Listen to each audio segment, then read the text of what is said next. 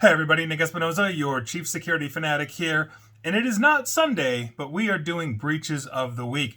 If you're a regular listener or follower of mine, you might have seen my post on social media that yesterday, Sunday, I was not able to get to it. But let's dive in now because there's no time to lose and we want to keep that cadence up. So with that, this week's data breaches, absolutely what you'd expect. If you're a longtime listener or follower, you know what's going on here. So with that, as always, let's thank the following people that sent me a lot of this information, and that would be June Kelper, Rodrigo Lopez, Jacqueline Wolf, and Chuck Corsi. Thank you very much. And with that, let's start huge with Kaiser Permanente, because millions of Kaiser Permanente members have potentially been impacted by a data breach. Now, according to a statement from Kaiser, quote, certain online technologies previously installed on its websites and mobile applications, end quote, may have transmitted personal information to third-party vendors. Now, again, I've talked about this both in and out of breaches of the week, where the integrations of things like Facebook, and in this case, X, aka Twitter, Google's platform, Bing, etc., essentially are integrated into the development of these websites and therefore transmitting a whole bunch of data to the biggest data brokers on the planet. And information exactly like that, when members access Kaiser's websites and mobile apps, was happening. Now, according to Kaiser, the information that was potentially transmitted in this breach is IP addresses, information indicating whether a user was signed into a Kaiser Permanente account, information showing how a member or patient interacted with or navigated its websites and apps, search terms used on Kaiser's Health Encyclopedia, and for the record, no usernames, passwords, social security, financial account information, or credit card numbers were transmitted according to Kaiser. So if you are a Kaiser Permanente patient using their web portals, you definitely want to check in. Moving on, here's one we haven't heard in a while, but is still going. It was that big last year, and that is MOVEit. That's right, we have an update on the MOVEit data breach because more companies are declaring, and in this case, the University Systems of Georgia. That's right, the entire University System of Georgia. And what they are saying is full or partial last four digits of social security numbers, date of birth, bank account information, as well as federal income tax documents with tax ID number. Now, the interesting part is going to be, did the University System of Georgia just find out that they were using MOVEit because the entire cybersecurity community knew about MOVEit and we've known about it for like a year now? They just find out, or they delayed, in which case they're going to get sued. But either way, they're probably going to get sued. And speaking of getting sued, let's do our mini segment entitled, If You Just Spent Money on Cybersecurity, You Wouldn't Be Getting Sued, You Wouldn't Be Losing Your Reputation. And first up is telecom giant AT&T, because another class action suit was filed against AT&T by Beasley Allen on behalf of AT&T customers whose personal information was compromised during a cyber attack. Now, according to the lawsuit, AT&T failed to secure customers' personal information. We're talking full names, email addresses, mailing addresses, phone numbers, social security numbers, date of birth, AT&T account numbers, passcodes, all that kind of stuff. And they are doing this on behalf of the plaintiff, Scott Matthews, and all others similarly situated, aka class action. Now, despite notifying customers around March 31st of this year of this breach, AT&T failed to provide critical information about the breach, including when it occurred and also when it was investigated, according to the lawsuit. The lawsuit also alleges that AT&T should have explained to its current and former customers why it waited over 3 years to inform this of this breach. Never a good look. AT&T, you're going to be paying out. And so if you're an AT&T customer, odds are you're going to get paid. Moving on, Emeritus Mutual Holding Co., they are going to pay up to $850,000 to settle a proposed class action alleging they failed to protect personal information for 95,644 current and customer policyholders during a May 2019 breach under a deal that has been so far approved by federal court. Now, victims of the breach could be eligible for up to $6,250 each in payments to cover out-of-pocket costs related, and up to $160 to compensate them for lost time responding to this, according to the motion for preliminary approval for settlement. So, heads up to you, Meritas Mutual Holding Co. policyholders. Go get money. Moving on, Octa Pharma Plasma Inc. on April 17th. Basically, they had a data breach affecting 190 of their donor centers across 35 states, exposing social security numbers and laboratory data in violation of federal law requiring covering health bodies to protect sensitive information. Now, this is according to a complaint filed in the U.S. District Court for Western Virginia. The Western District of North Carolina, excuse me. And so the complaint obviously alleges that they did not secure everything. That's all I've got right now. But heads up, this is a new one, Octo Pharmaplasma. Heads up to you, patients. And that is the end of the mini segment. If they had just paid money, they wouldn't be getting sued. If they had put in good data protection and all of that, they wouldn't be getting sued and they wouldn't be losing their reputation. You don't want to end up on Breaches of the Week here with me. Moving on, let's talk about the U.S. Coast Guard Reserve. Now, they alerted thousands of their personnel to a data breach last week, nearly 3 months after someone improperly sent their personally identifiable information to unapproved recipients. And this is according to the branch of the military, confirming it this past Tuesday. Now, an April 18th notice from the Coast Guard Reserve warned that a data exposure discovered on January 24th distributed the private material to, quote, individuals with no authority to view the information, end quote. That is according, basically, a retired Coast Guardsman who received the notification, basically is the one that put this out. Thank you, Military Times, for publishing that. Now, this incident affected 10,700 Coast Guard Reserve members. The Coast Guard also said home addresses of 7,554 individuals and the name and employee identification numbers of another 3,146 were also inadvertently released. Now, a review by the service of the incident revealed that a document used for internal processes that had a separate tab, I'm guessing Excel, that contained this information went to the personal email addresses of 85 Coast Guard Reserve members. And here we are, data breaches declared. You got to make sure you've got good discipline on this stuff. So heads up, Coast Guard Reserve. Moving on. Cleveland Catholic Diocese. Interestingly enough, I just spoke about the Phoenix Catholic Diocese, and before that, there was another Catholic diocese, so I'm guessing the Catholic Church is under assault by some kind of threat actor. Now, the Cleveland Catholic Diocese is guiding their employees to remain vigilant after discovering a data breach. They said they reached out to those that may be impacted on April 17th, and they announced on their website that an unauthorized individual gained access to an employee's email account between December 14th through January 12th, last year to this year. Now, the diocese also said they discovered potentially impacted data that contained employees' personal information following their review on March 14. So heads up to you, if you're employed by the Cleveland Catholic Diocese, good luck. Moving on. Let's talk about Westcom Resource Group, or WRG, on February 23. They notified the Direct Federal Credit Union of a security incident and launched an investigation. So essentially, they are a third-party supplier to the Direct Federal Credit Union, but Westcom essentially has to declare a data breach.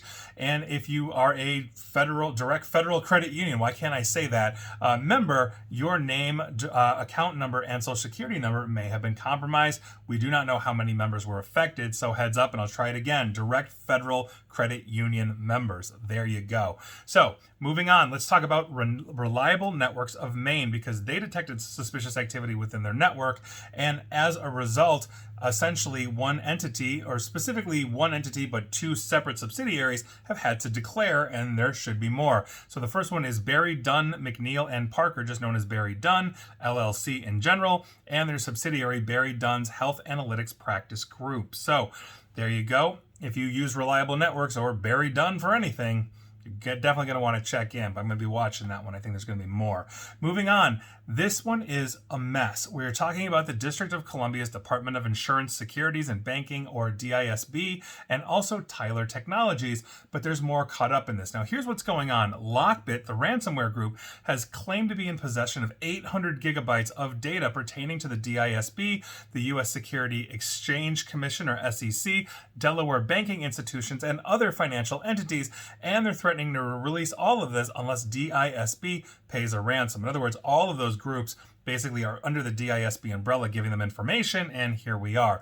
Now, the data appears to have been stolen from DISB's STAR system client in late March. Now, here's where Tyler Technology comes in, because they appear to be the ones that are providing this. They are a software and service provider for the public sector. And so in separate incident notices, both Tyler and the DISB revealed that the attack involved unauthorized access to cloud environments that were hosting DISB's star client data. And so as a result of that, Tyler, DISB, the SEC, Delaware banking institutions, and more are caught up in this. And so again, hot mess. Lockbit is very good at their job. Moving on. Let's talk about Advara. An unauthorized party was able to access consumer-sensitive information, including names, social security, and dates of birth. They have been sending out letters as well. Not sure what Advara does, but the MOVEit Cancer Center had to disclose a data breach as a result. So I'm guessing there's some kind of biller or HR system, but heads up to you, MOVEit Cancer Center, patients and employees, and Advara customers, I guess.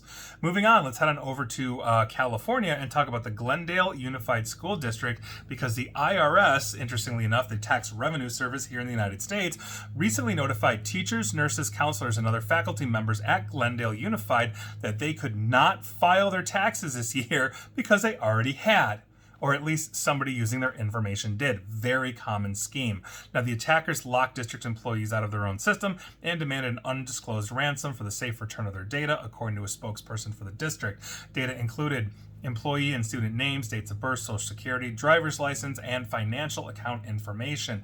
In the ensuing months, the full extent of the breach emerged when district employees tried to file their federal and state income taxes. It's post-tax season now, but they couldn't because they'd already been filed fraudulently. And for the record, that's always why you file a tax return at a slight loss, because who's going to want to file a fraudulent loss? And there you go. Moving on, let's talk about Lamont Hanley and Associates. An unauthorized party accessed their consumer-sensitive information, which included names and social security. They've begun sending out notices as well, and Atrius Health has had to declare as a result, because Lamont Hanley and Associates is handling, I'm guessing, their medical billing. That's just kind of what they sound like, but heads up, Atrius Health patients. Moving on. Let's talk about Nexperia. They are a global chip maker, and they confirmed a significant data breach after attackers accessed some of their systems and potentially stole sensitive information, and including the company's intellectual property. Now, Nexperia, if you've not heard of them, is a subsidiary of Wing Tech Technology. They're a Chinese tech firm that that was acquired in 2018, based in Nijmegen, the Netherlands. Please, I apologize to my Dutch listeners and viewers. I'm sure you know what I'm talking about. They operate, for the record, Nexperia operates in the United States, Europe, and Asia, and has 15,000 workers worldwide. So I don't have much more than this right now, but that's obviously a huge hit to the semiconductor industry. Moving on. Let's talk about Educational Computer Systems. On April 19th, ECSI, Educational Computer Systems, Inc., filed with Maine after discovering information belonging to students at several schools was compromised as a result of a data breach. Now, in this notice, ECSI explains that the incident resulted in an unauthorized party being able to gain access to sensitive information. We are talking names and social security numbers and more. They are sending out notices as well. So heads up to you if your district uses Educational Computer Systems, Inc. or ECSI for all your computer systems needs. And finally, we have a really interesting one for you this week. It wasn't as long of a week, but this has definitely been an interesting week. And so let's talk about some new laws and rules for the advancement of security. And interestingly enough, these are coming from both the United States and Australia. And what Australia is doing, and quite frankly, ever since the TELUS data breach down under, they have really been on a tear to strengthen their infrastructure. And quite frankly, as Australia continues to grow and expand, there's a lot of new construction down there, the attacks continue to increase. And so Australia being on it, I think, is a model for us all. So good on ya, down under.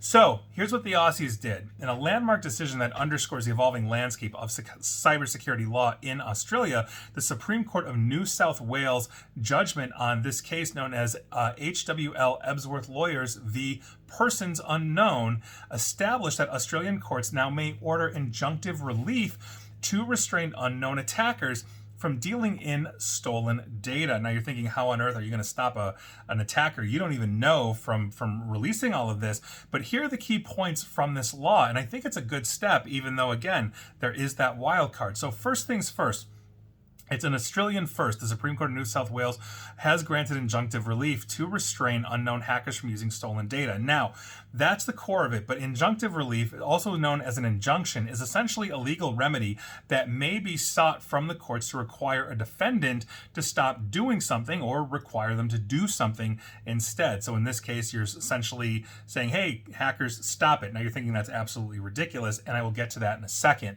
Now, the second point here is that the decision outlines the factors to consider when seeking legal redress to protect confidential data.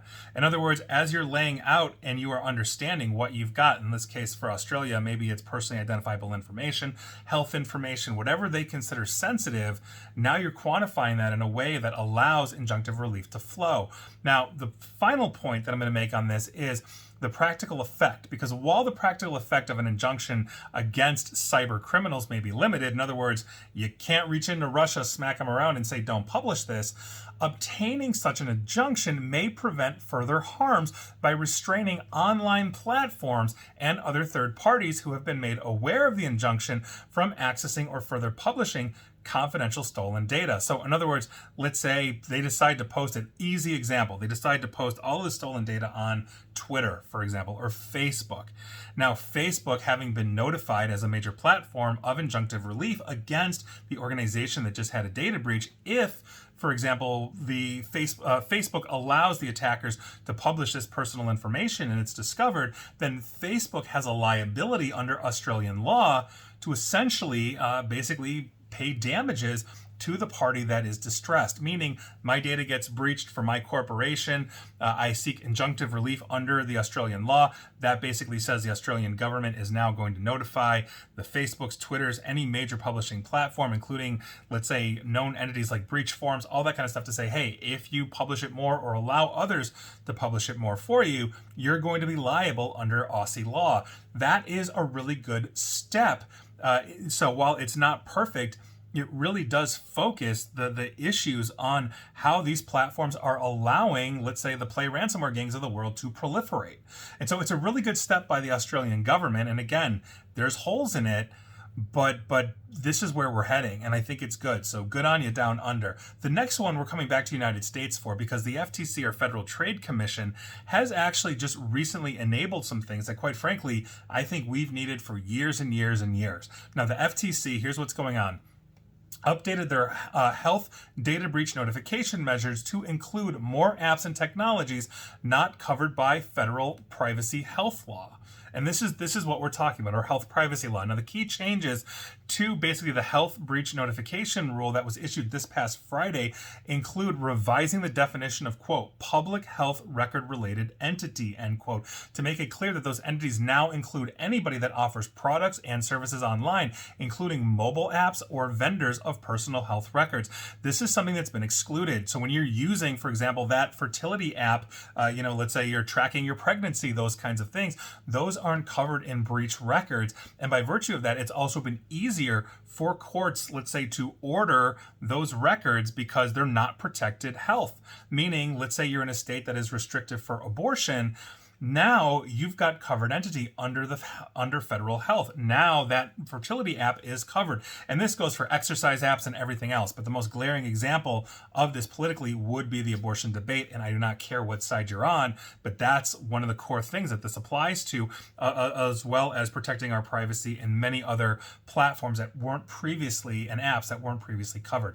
So the FTC action fills this gap because health apps generally aren't covered, as I mentioned, under HIPAA. And I think that is a good thing. So that is progress. And so in a week full of data breaches from Kaiser Permanente on down, which is a huge one, AT&T, take your pick, we do have some good news on the legal front. And it's not often I get to say that about the United States. And again, the Aussies have been on a tear, but I hope to see more of this in the future. And so those were your breaches of the week. Were you affected? Let me know. And please like, share, follow me here on Facebook and Twitter at NickAESP. And please feel free to subscribe to me at YouTube as well. And as always, stay safe, stay online, and please attempt to stay private. Thanks, everybody.